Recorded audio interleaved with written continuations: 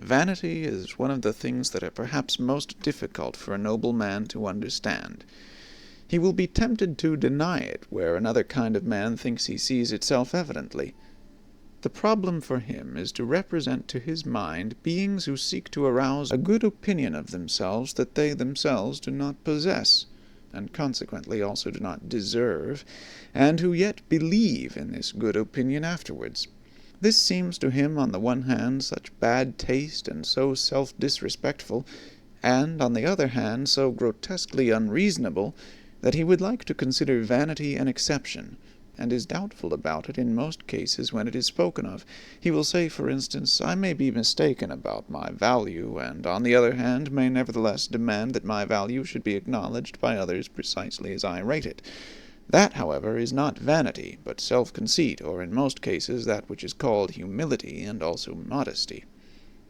Or he will even say, for many reasons I can delight in the good opinion of others, perhaps because I love and honor them, and rejoice in all their joys, perhaps also because their good opinion endorses and strengthens my belief in my own good opinion, perhaps because the good opinion of others, even in cases where I do not share it, is useful to me, or gives promise of usefulness. All this, however, is not vanity. The man of noble character must first bring it home forcibly to his mind, especially with the aid of history, that from time immemorial, in all social strata in any way dependent, the ordinary man was only that he passed for. Not being at all accustomed to fix values, he did not assign, even to himself, any other value than that his master assigned to him. It is the peculiar right of masters to create values.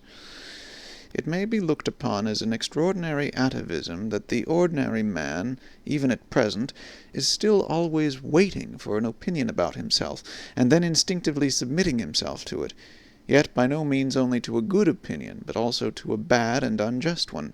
Think, for instance, of the greater part of the self-appreciations and self-depreciations that believing women learn from their confessors, and which in general the believing Christian learns from his church. In fact, conformably to the slow rise of the democratic social order and its cause, the blending of the blood of masters and slaves, the original noble and rare impulse of the masters to assign a value to themselves and to think well of themselves will now be more and more encouraged and extended. But it has at all times an older, ampler, and more radically ingrained propensity opposed to it, and in the phenomenon of vanity this older propensity overmasters the younger. The vain person rejoices over every good opinion that he hears about himself, quite apart from the point of view of its usefulness, and equally regardless of its truth or falsehood, just as he suffers from every bad opinion.